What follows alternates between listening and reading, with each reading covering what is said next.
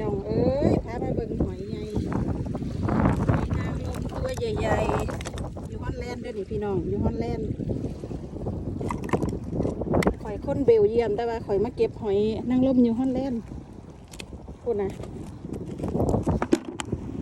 กองเป็นภูเขาเหล่ากาพี่น้องพูดนะแต่สะออนไลท์โอ้ยตัวบักใหญ่พี่น้องเอ้ยพูดนะกองเป็นภูเขาเหล่ากาอยู่ฮอลแลนด์เก็บตัวใหญ่ๆพี่น้องเอ้ยเก็บแต่ตัวใหญ่ๆเอาคักๆ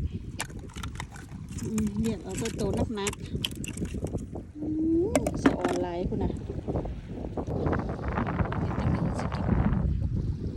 เอาไปเมืองไทยได้เนาะนี่โอ้เก็บก่อนเด้อพี่น้องเอ้ยเก็บก่อนพูดนะหอยจูบก็มีพูดนะหอยขมก็มีพูดนะขวดกินกับตำบักหุ่ง